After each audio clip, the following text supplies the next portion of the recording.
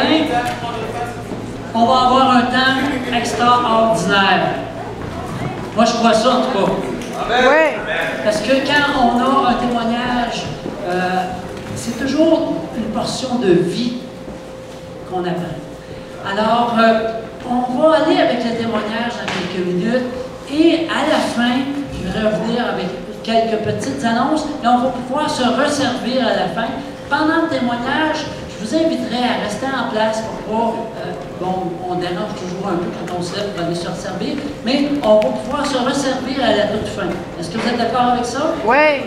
Excellent. Sur les tables aussi, si vous avez à cœur de contribuer à l'œuvre que Jean-Jacques va nous parler, entre autres parce qu'il travaille à Montréal auprès des jeunes. Alors, vous pouvez mettre ce que vous voulez, ce que Dieu vous met à cœur, tout simplement. Moi, j'ai hâte de réentendre Asmic, c'est son vrai nom. Jean-Jacques est son nom. Je voulu vérifier pour être certain de mon coup. Parce qu'il était venu il y a 4 ans. On était dans l'autre petite salle, puis on avait tellement été touchés par son témoignage. Alors, sans plus tarder, j'invite Jean-Jacques Asmic.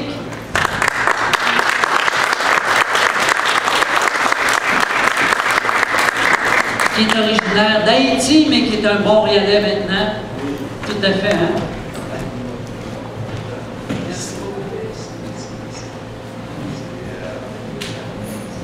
D'être ici.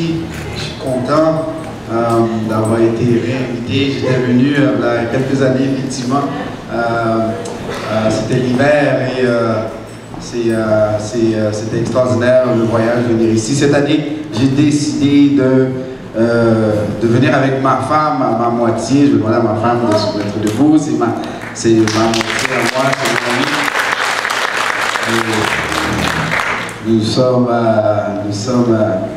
sommes tombés amoureux depuis déjà 25 ans de cela. On se connaît depuis qu'on a 15-16 ans. Alors, c'est ça, nous sommes mariés depuis 13 ans et nous avons 4 enfants ensemble.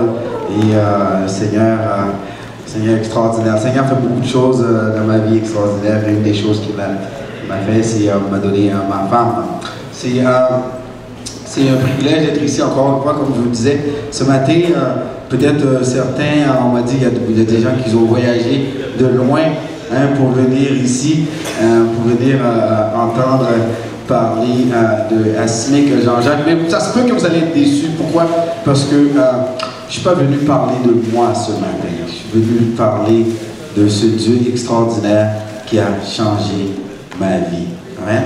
Amen. Alors, j'aimerais ça débuter avec un passage qui me touche beaucoup. C'est très simple. C'est un passage, voici ce que ça dit. C'est dans Matthieu, chapitre 21, le verset 12. Il dit comme ça, que Jésus entra dans le temple de Dieu. Il chassa tous ceux qui vendaient et qui achetaient dans le temple. Il renversa les tables des changeurs et les sièges des vendeurs de pigeons. Il leur dit, il est écrit, ma maison sera appelée une maison de prière. Mais vous en faites une caverne de voleurs. Des aveugles et des boiteux s'approchèrent de lui dans le temple et il les guérit. Ça, c'est un passage extraordinaire. Pourquoi? Parce que ce passage, ça me fait penser un peu à moi. La Bible dit comme ça que les gens allaient dans le temple. Et pour que vous compreniez un peu le contexte, parce que c'est les gens de bonne vie qui allaient dans le temple. C'était les religieux qui allaient dans le temple. Les gens qui étaient supposés, qui étaient conformes, qui allaient dans le temple. Et la Bible nous dit comme ça que Jésus, parce qu'il connaissait leur cœur, Jésus a dit non, c'est pas vous. Puis Jésus les a mis dehors. Et il est arrivé quelque chose d'extraordinaire, c'est que Jésus il y a des gens qui sont venus, et la Bible nous dit que c'était des boiteux, des aveugles. Et d'habitude, les boiteux, des aveugles, ça ne rentre pas dans le temple. Ils n'ont pas l'affaire là. Ils sont interdits. Ils n'ont pas l'affaire là. Et moi, je ne sais pas pour vous, mais moi, il y avait un temps, je n'étais pas qualifié de m'approcher du Seigneur. Il y avait un temps, oublie ça. Lui, là, laisse-le pas rentrer. Lui, appelle la police. Lui, oublie ça, il n'y a pas d'espoir pour lui. Lui, il n'y a rien à faire. Et ce que j'aime avec le Seigneur, c'est qu'il appelle toutes sortes de personnes. Amen? Amen. Vous savez, une des choses que j'ai acceptées, que j'ai compris avec le Seigneur, c'est que nous sommes importants à ses yeux. Dis à la personne, toi, tu es important. Moi, mon ami, tu es important. Je ne te connais pas, tu es important. Tu es important. Tu es important. Vous savez, je suis né en Haïti et je suis venu au Canada et une des choses que j'ai réalisées, ça fait pas longtemps que j'ai réalisé que j'avais une reine. J'ai ma reine, mais j'ai réalisé que j'avais une reine. Ben oui. Et le 21 avril dernier, c'était la fête de la reine. Est-ce qu'il y a quelqu'un ici qui a reçu une invitation? Là, j'ai dit, mais c'est la fête de la reine, c'est la personne la plus importante qu'on dit, et c'est supposé être ma reine, et ainsi de suite, je suis un de ses sujets. Et c'était son anniversaire, il y a eu plusieurs personnes, des milliers d'invités, et ils ont fait des choses extraordinaires, des chevaux, des parades, et moi, j'ai pas été invité, tu n'as pas été invité, et ainsi de suite, personne ici n'a été invité. Mais ce matin, je vais vous dire quelque chose que le roi des rois, vous êtes important. Amen. Et il a une carte d'invitation pour chacune de nous ici. Tu es importante aux yeux de Dieu. Et la Bible nous dit comme ça qu'il y a une fête préparée au ciel pour toi et moi. Et tout ce qu'on a à faire, c'est accepter son invitation. Moi, le 18 mai, j'ai accepté cette invitation, mais je vais vous expliquer un peu mon parcours. Moi, je suis venu ici au Canada en 1982 avec ma mère et mes 3 frères. Je suis le deuxième d'une famille de 4 enfants. Et venir ici au Canada, c'était vraiment un rêve. La terre promise qu'on nous avait dit. Hein? Un beau pays, le Canada. Hein? Un nouveau départ. Mais, je me souviens venir ici, ce fut vraiment un choc. Hein? Je suis venu ici au mois de novembre. Je suis né en Haïti. Hein? L'hiver fait froid au mois de novembre. Pour un gars qui vient de Haïti, 30 degrés, c'est froid. Et le choc, lorsque je suis venu ici à l'aéroport, Mirabel. Mais je me souviens quand je suis venu, on m'a dit, t'as rien vu, attends que février arrive. T'as rien vu. C'est pire. Ah oui, c'est juste novembre. Mais c'est vraiment, ça a été un choc. Mais peu importe, c'était vraiment un rêve, un beau pays, le Canada, un pays d'opportunités, un pays d'accueil, un pays généreux, hein, extraordinaire. Et je me souviens, mon premier match de hockey que j'ai vu, wow, pour moi c'était extraordinaire. Je me souviens, c'était les Canadiens contre les Flames de Calgary, le petit Matt Naslund, et je le voyais, le numéro 6, Pierre Mondou. Et puis je me souviens, pour moi c'était extraordinaire, le hockey, comment ils font ces blancs-là pour patiner sur une petite lame, c'était extraordinaire. Et j'ai découvert toutes sortes de choses au Canada. Le Canada, le pays d'opportunités. Un beau pays. C'était le rêve. Mais très rapidement, le rêve a commencé à se transformer en cauchemar.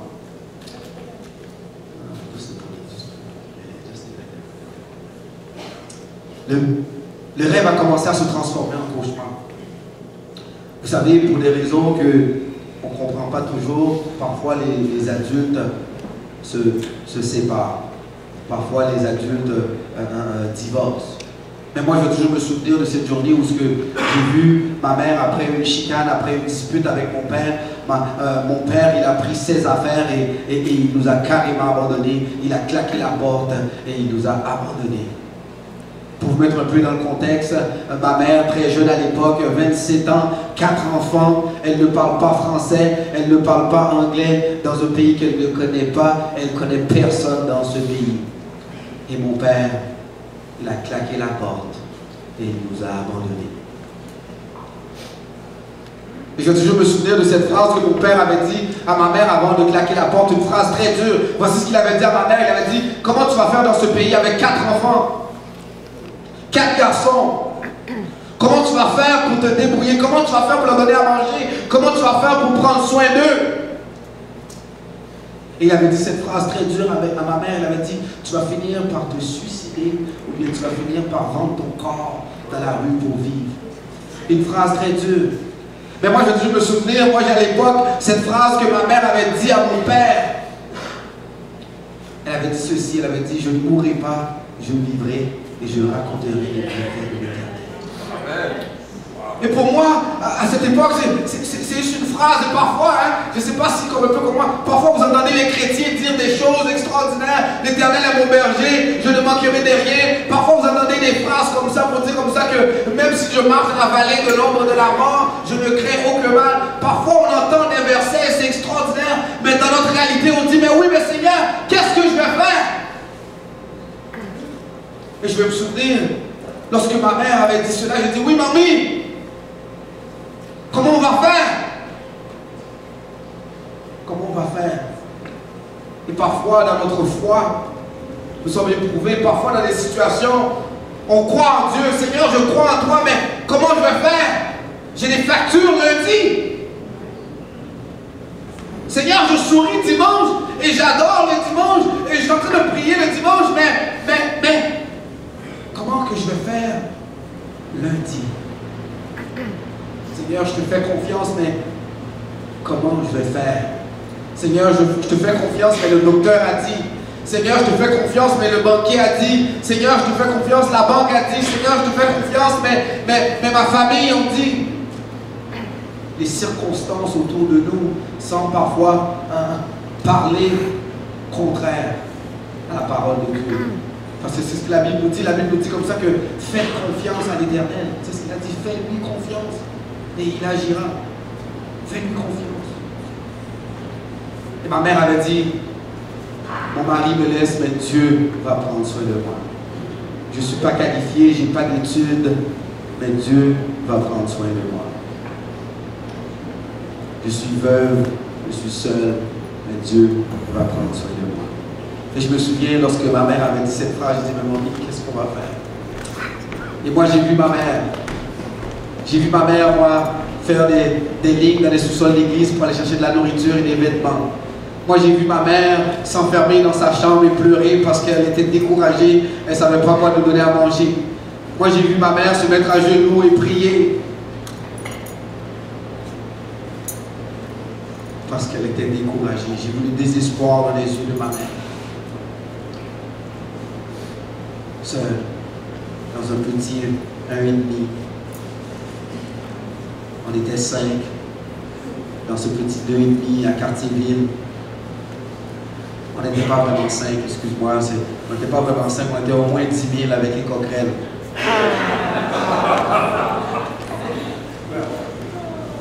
Et oui, j'ai vu le désespoir. J'ai vu ma mère donner du céréal pour souper. J'ai vu ma mère, malgré cette situation, s'accrocher à son Dieu. Et je me souviens,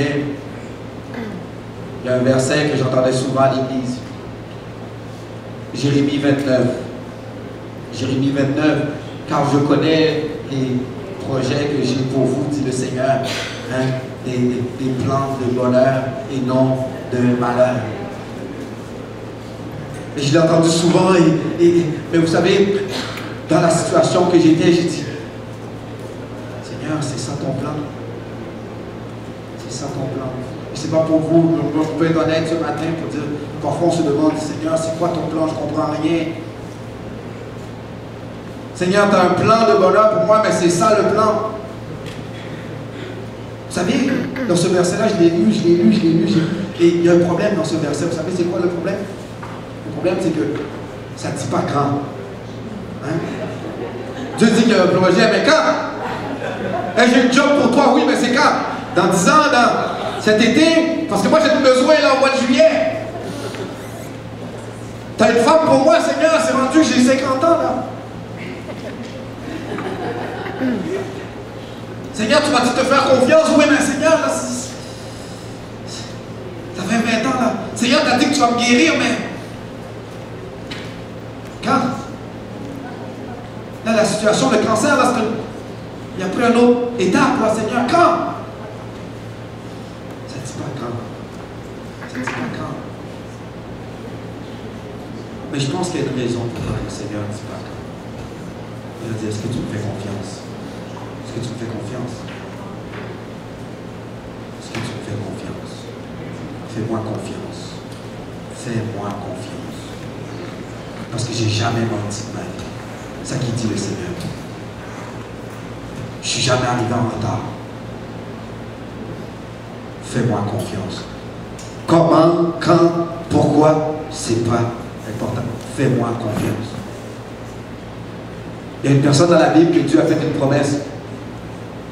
Une femme extraordinaire. Dieu a vu Abraham et a dit, écoute, tu vas avoir un enfant. Et puis, écoute là, il est vieux là, Abraham. Tu vas avoir un enfant. Tu vas avoir un enfant. Oui. Puis là, Abraham, Dieu lui dit ça. Abraham, il commence à se mettre au travail, hein? Hé, Sarah, viens, on y va. Puis la petite madame, oublie ça, là, elle est vieille, puis elle dit, écoute, Abraham, t'es sûr? Parce qu'il n'oublie pas, là, ça. Voilà, le temps des amourettes s'est passé, là. Oui, oui, Dieu a dit, chérie, viens, on y va, on se met au travail. Écoutez, pendant plus de 125 mois, ok, Sarah a été déçue. La Bible nous dit que pendant 12 ans et demi, 12 ans, pas d'enfant. 12 ans, les femmes savent, ça représente à peu près 125 mois de déception. Écoute, je ne suis pas enceinte ce mois-ci. Je ne suis pas enceinte ce mois-ci. Je ne suis pas enceinte ce mois-ci. 125 fois déçu. Déçu. Déçu. Est-ce que tu fais confiance à Dieu? Certains de nous, après 125 jours, oublie ça, je ne viens plus à l'église. Hein? Elle a continué. La Bible nous dit comme ça qu'elle a attendu encore. Après 25 ans presque, hein? Elle est tombée enceinte. 300 mois qu'elle a attendu à peu près ça. Hein? Presque. Non, 250 mois. La promesse d'Abraham. Puis même lorsqu'elle est tombée enceinte, elle ne savait pas là. Parce que Dieu lui avait fait une promesse qu'elle était un garçon. Il n'y a pas d'échographie dans ce temps-là. Fait qu'elle est tombée enceinte, puis elle... Wow! Seigneur, est-ce que tu vas finir ce que tu as commencé? Parce que là, je suis enceinte, mais c'est pas terminé là. C'est un garçon. Ça va être un garçon. C'est ça que Dieu avait dit. Oui. Sarah a fait confiance. Abraham a fait confiance. Et ce matin, peut-être qu'il est dans une situation où tu perds presque espoir. Tu es à veille de tout abandonner. Tu es à veille de mettre ton mariage à la porte. Tu es à veille de donner ta démission au travail. Tu es à veille parce que là, tu es en train de passer une période difficile, mais tu t'accroches quand même, mais tu es à veille de tout abandonner. Je vais te dire ce matin, fais confiance à Dieu. Pas au pasteur, pas à moi, pas à ton père, pas à ton mari, pas à Dieu. Moi, parfois, je fais toutes sortes de promesses à ma femme. Je vais laver la vaisselle, je vais faire ci, je vais faire ça. Inquiète-toi pas, puis oui, oui.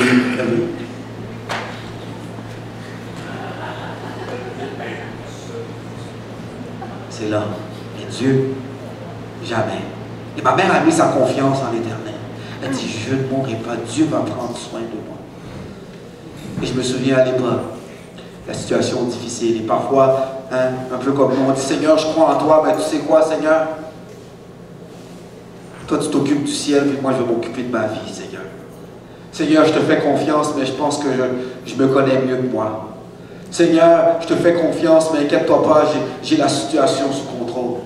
Parfois, je ne sais pas pour vous, mais on est en train de prier, Seigneur, aide-moi, aide-moi, aide-moi, Seigneur, aide-moi, on est en train de prier. Ah, le téléphone sonne, ok, Seigneur, attends, je pense que j'ai trouvé la solution. On dit, Seigneur, tu veux-tu arranger la situation, et là on le reprend la situation. Je pense que je l'ai là maintenant, Seigneur. C'est correct, Seigneur, et je vais m'en occuper.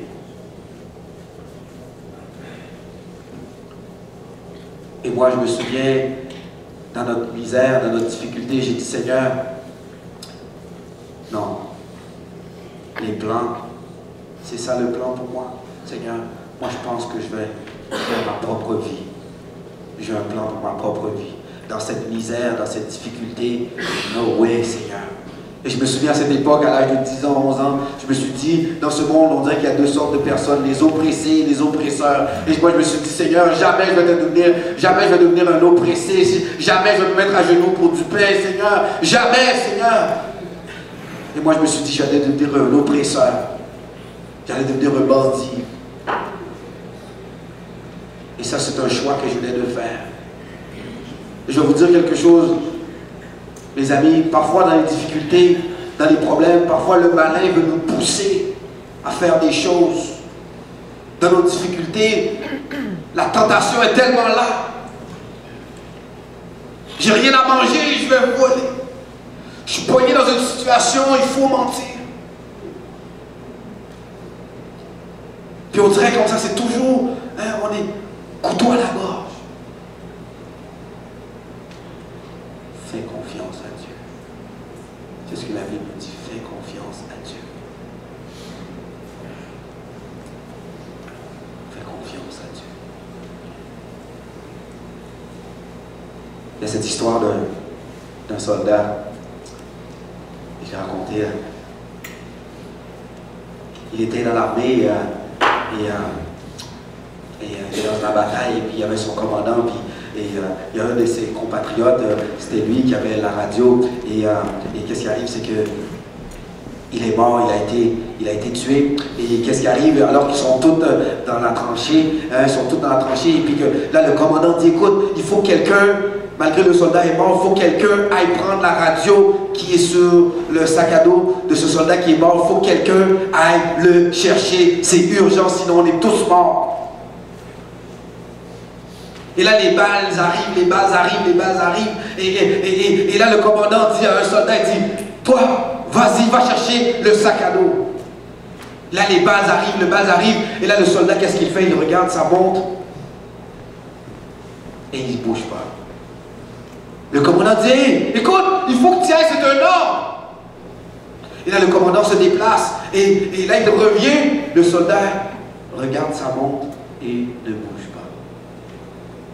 Le commandant le regarde dans les yeux, il a dit, je sais que c'est dangereux là-bas, mais si tu ne te déplaces pas, si tu ne quittes pas la tranchée pour aller chercher la radio qui est dans le sac à dos du soldat, nous sommes tous morts, c'est un ordre que je te donne, et si tu ne fais pas ça, tu seras poursuivi en cour martiale et tu risques d'être exécuté. Le soldat regarde sa montre et ne bouge pas. Il a peur. Le commandant se déplace une dernière fois pour aller donner d'autres ordres, aux instructions, et il revient. Et il voit que le soldat n'a pas encore bougé. Mais le soldat regarde sa montre et décide de quitter la tranchée malgré les balles qui arrivent, l'ennemi le tire, il se déplace, il court, va chercher la radio et revient dans la tranchée, sain et sauf. Le commandant lui demande, je ne comprends rien. Pourquoi est-ce que tu as pris tout ce temps-là pour exécuter mon ordre, et avant d'avoir exécuté cet ordre, je t'ai vu à 3 reprises regarder ta montre. Voici ce qu'il a dit. Il a dit, voyez-vous, mon commandant, moi je ne suis pas un croyant, mais ma mère, elle est une croyante. Et elle prie pour moi exactement à la même heure. À la même heure. Et lorsque vous m'avez envoyé, ce n'était pas encore l'heure. Je sais qu'elle prie à cette heure-là. Alors j'ai attendu ce moment où est-ce qu'elle priait pour moi.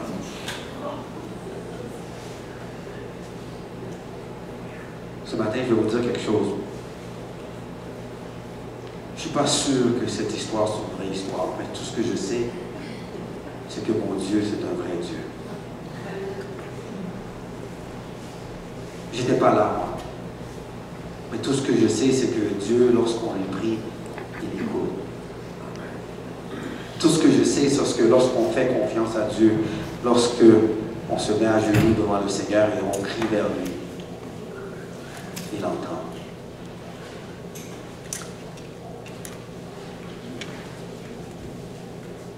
Et dans ma situation, parce que comme je dis, parfois nous sommes dans des situations où on ne fait plus confiance, où on décide de prendre notre vie en main,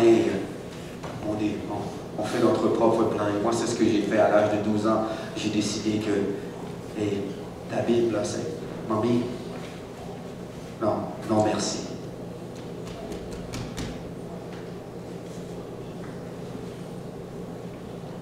Et moi, à l'âge de 12 ans, je commençais à rentrer dans la délinquance, à faire des mauvais choix. 12, 13, 14 ans, délinquant. Et moi, je me souviens, à l'âge de 12 ans, 13 ans, je me suis retrouvé en institution. Ma mère a perdu le contrôle, sur un centre d'accueil, incarcéré. Et j'ai dû purger une peine de 2 ans. Et ma mère a perdu le contrôle, cette femme de prière qui a mis sa confiance en l'Éternel. À plusieurs nuits, il dit, ouais mon Dieu, c'est ce qu'on lui a dit, ouais ton Dieu, Esperanta, ouais ton Dieu. 14, 15, 16 ans, délinquance, où est ton Dieu? 16, 17 ans, criminalité, où est ton Dieu? Et moi, je tombe dans la noirceur, je tombe dans la noirceur, je tombe dans la noirceur. À l'âge de 18 ans, 19 ans, pénitencier, où est ton Dieu? Regarde ton fils, Esperanta. Où est ton Dieu? Où est ton Dieu? Esperanta, toi tu pries. Tu pries. Tu mets ta confiance en l'Éternel. Où est ton Dieu? Vous savez, ça c'est l'homme que j'étais avant. Pas d'espoir pour rester. Pas d'espoir. Pas d'espoir. Pas d'espoir. Je me souviens, je pense que j'ai raconté cette histoire.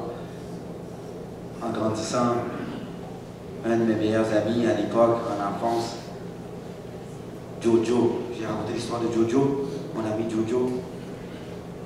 Je me souviens quand on avait 10-12 ans, Jojo et moi, on avait ce rêve. Il a dit, écoute Asmik, on va être riche plus tard. J'ai dit, ah ouais Jojo, t'as-tu un plan? Il a dit, oui, j'ai un plan. Et là, Jojo avait un chien. Là, Jojo dit, regarde-moi bien aller. Et Jojo a pris son chien, d'aller frapper dans des portes, puis voici ce que Jojo a dit. Écoute, monsieur, c'est parce que nous, moi, je vais déménager. Et mon nouvel appartement, j'ai pas le droit d'amener des chiens. Et voilà, mon chien est vacciné et tout. Alors, je vous le vends. Et là, Jojo a vendu le chien $100. La même nuit, Jojo revenait à la place qu'on avait vendu le chien. Et là, Jojo allait à la cour. Et là, il sifflait. Et là, le chien sautait à travers la clôture et on repartait avec le chien. Et le lendemain, on revendait le chien à une autre personne. La même histoire. C'est parce que je déménage et je ne peux pas y aller avec mon nouvel appartement et là, Jojo revenait, $100 encore une fois. Et là, on revenait la nuit. Le chien sautait la clôture et on partait. Et ce chien-là, je pense qu'on l'a vendu au moins 30 fois. Hey, on avait 12 13 ans là, d'argent là. Et je pense que le chien était complice parce qu'il savait là. Et vous venez me chercher ce soir? Oui. Dans la cour, puis on venait, puis le chien sautait la clôture.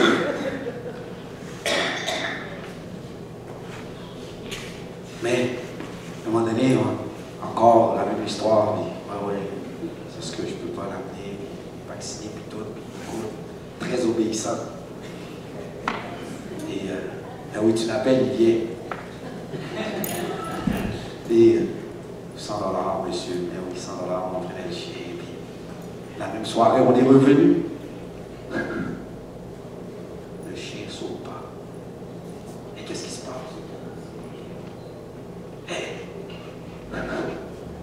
Il vient pas. Il est là.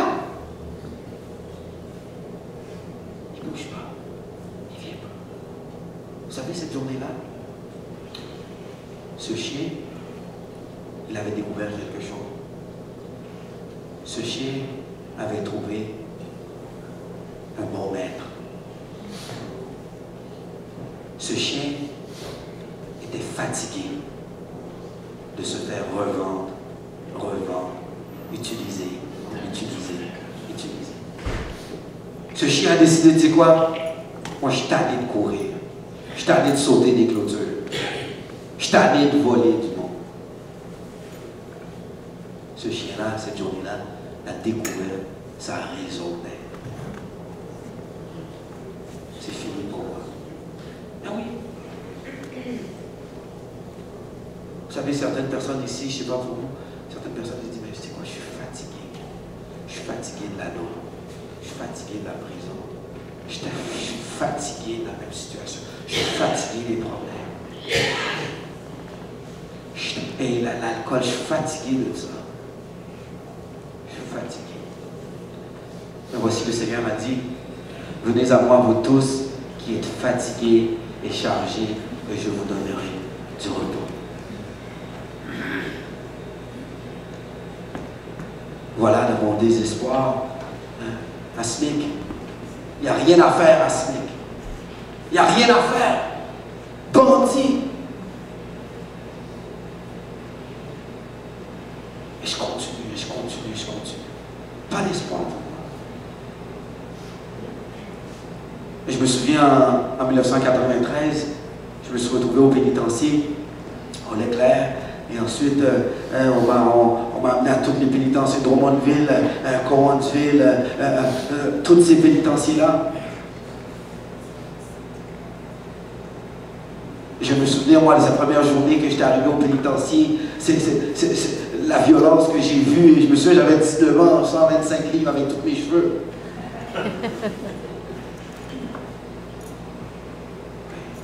Mais pendant ce temps-là, je vais vous dire quelque chose. Ma mère priait. Moi, je ne connais pas ta situation ce matin. Je ne sais pas ce que tu vis ce matin. Mais le Seigneur dit, invoquez-moi au jour de la détresse. Et lorsque je pense à ma mère qui priait,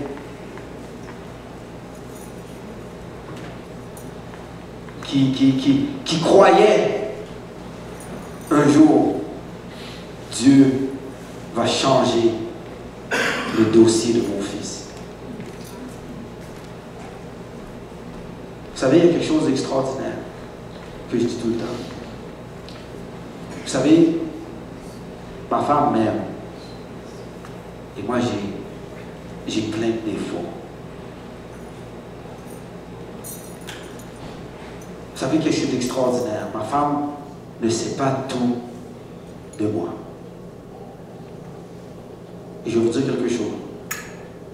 La personne qui est assise à côté de toi, s'il savait tout de toi, peut-être qu'il changerait de place. Peut-être qu'il ne te regarderait pas de la même façon. S'il savait ce que tu as fait hier, ce que tu as pensé tout à l'heure, peut-être qu'il te regarderait de manière différente. C'est humain. Mais vous savez qu'est-ce qui est extraordinaire? C'est que Dieu sait tout de nous. Même les choses qu'on a honte. Les choses qu'on ne peut même pas parler à personne. Le Seigneur dit, je le sais et je t'aime. Je le sais et tu es précieux à mes yeux. Je le sais et je t'aime. Moi, tu m'aimes, Seigneur. Tu m'aimes, Seigneur. Oui. Tu vois du potentiel en moi. Où ça? Moi. Non, Seigneur. Pas moi. Tu appelles tout le monde. Venez à moi. Moi aussi. Oui.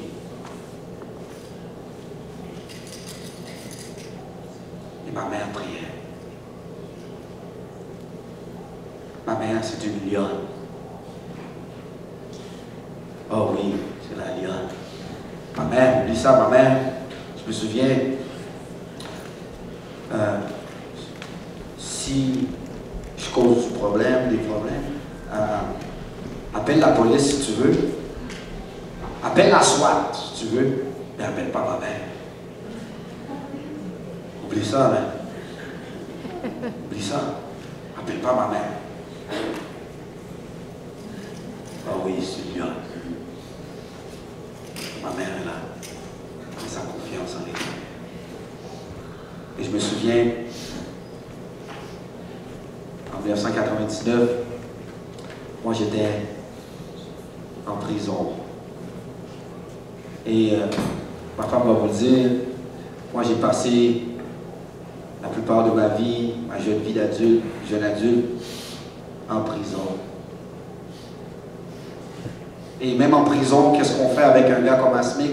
On me met en prison, en isolement, au trou. Pourquoi? Parce que Asmic, c'est un individu violent. Et on le transfère de prison en prison, Québec, Saint-Jérôme, prison en prison, pénitencier en pénitencier. Il n'y a rien à faire. Et moi, je me souviens à l'époque où parfois, lorsqu'on me mettait en isolement, où je pouvais passer parfois 20 jours, 30 jours, 60 jours au trou, 23h30 sur 24, et puis certaines personnes ici savent de ce que je parle. 23h30 sur 24 dans une petite cellule. 1 heure de marche parfois. Pas d'espoir pour moi. Et je me souviens en 1999, alors que j'étais en isolement au trou, j'ai entendu qu'un pasteur qui vient visiter des nuits. Vous savez, la Bible nous dit, je cherche quelqu'un, une femme, un homme qui va se tenir dans la brèche. Qui enverrai-je?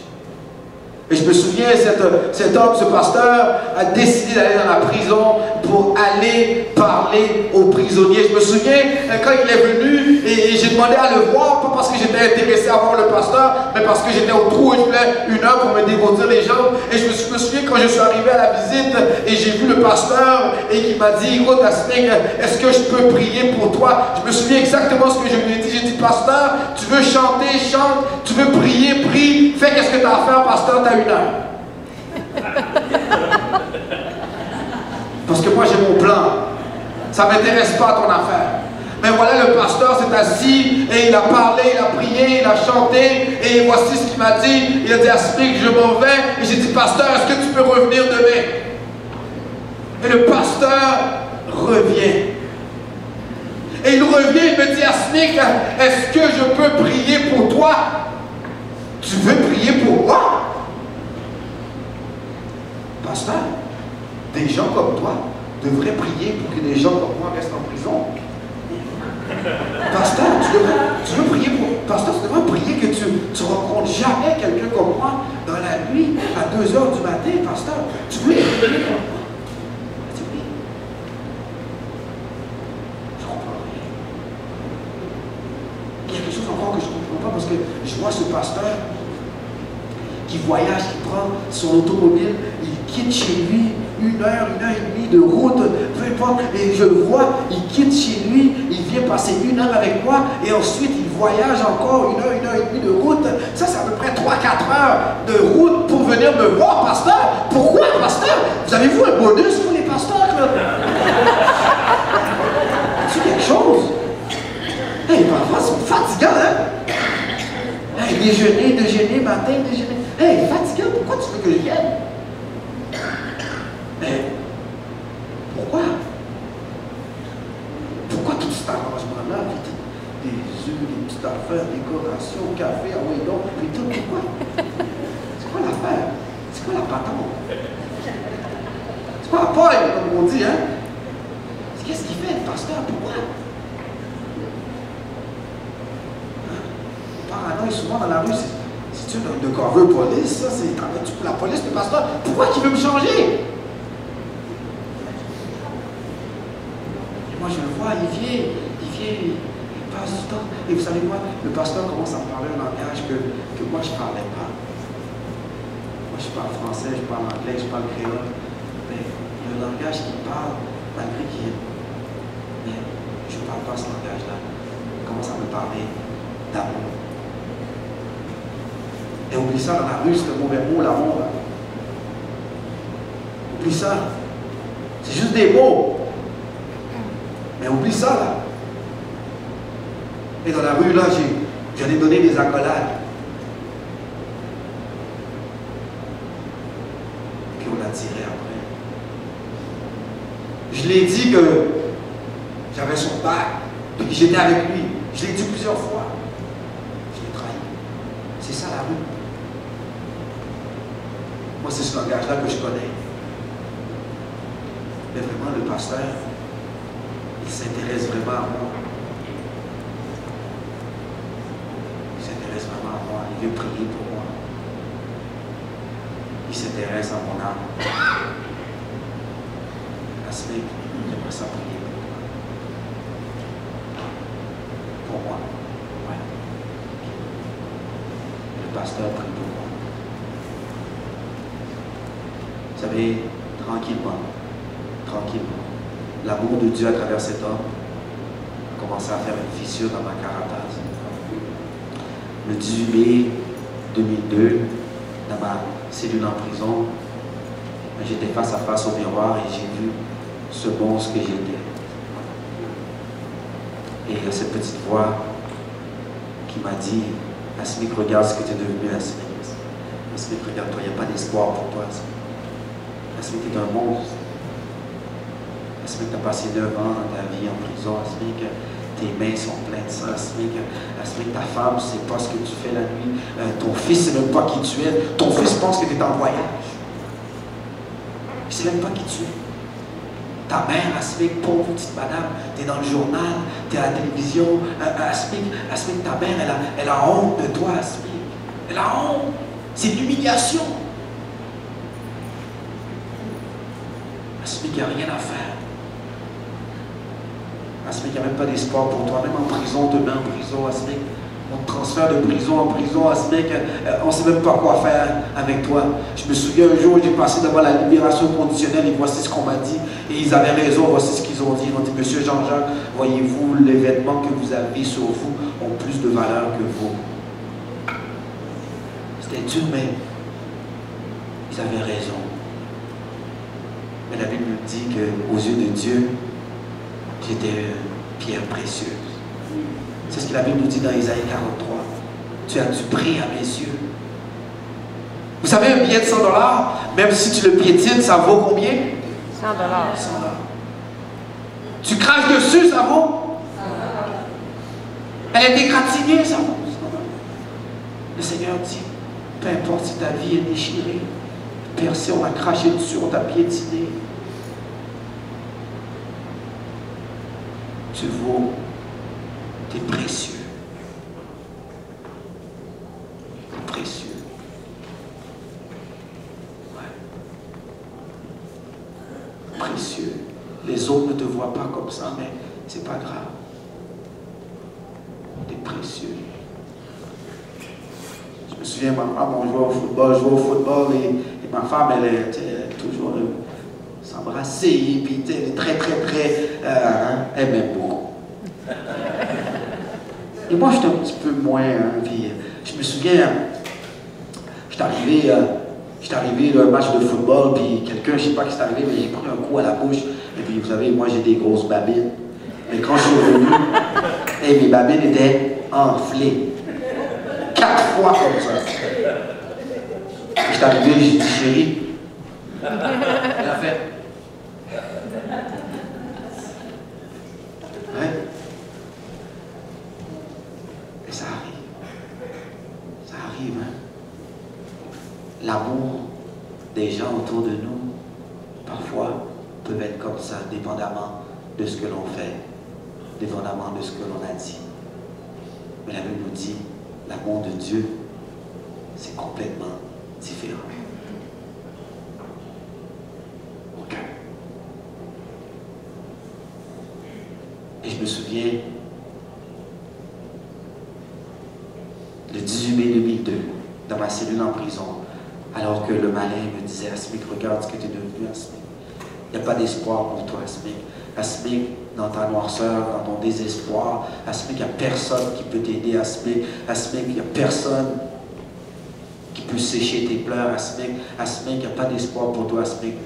Tue-toi. Désespoir. Moi, j'ai pensé au suicide. Et parfois, c'est ce que le malin veut nous faire à croire. T'es pas belle, t'es pas bon, t'es un loser. T'es un problème. Et moi, j'ai pensé au suicide.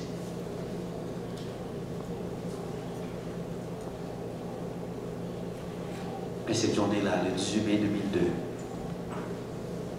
dans mon désespoir, j'ai pris ce livre que le pasteur m'avait laissé. Le livre qui contient le plan. Et c'est là que j'ai découvert le plus beau message que j'avais jamais entendu de toute ma vie.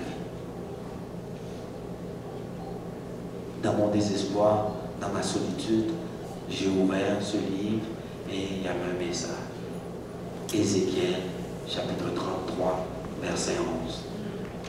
Voici ce que ça dit. Je suis vivant, dit le Seigneur. Ce que je désire, ce n'est pas que le méchant meure, mais qu'il change de conduite et qu'il vive. J'avais jamais entendu ça de toute ma vie. Toute ma vie, on m'avait dit, quand Asmik va mourir, on va avoir la paix. Lui, foulé en prison 25 ans, 15 ans, donne-lui un 2 chiffres, fais quelque chose, foulé au trou. Mais voilà, Dieu, ce qu'il te dit, ce que je désire, ce n'est pas que le voleur, le menteur, le meurtrier meure, mais qu'il change de conduite. La plus bonne nouvelle que j'ai jamais entendue de ma vie. J'arrivais même pas à croire, je l'ai relu. Et cette journée-là, le 18 mai 2002, dans ma cellule en prison, dans mon désespoir, j'ai sorti le petit drapeau blanc. J'ai dit, Seigneur, je me rends. Seigneur, j'ai essayé. J'ai essayé avec toutes mes façons. J'ai essayé de construire mon propre bonheur. J'ai essayé par moi-même. Je me suis fait ma propre philosophie. Je me suis donné mes propres objectifs. Seigneur, je me suis donné ma propre mission. Seigneur, j'ai bousillé ma vie, Seigneur. Et ma vie est brisée, Seigneur. Et voilà, Seigneur, comme un enfant qui se...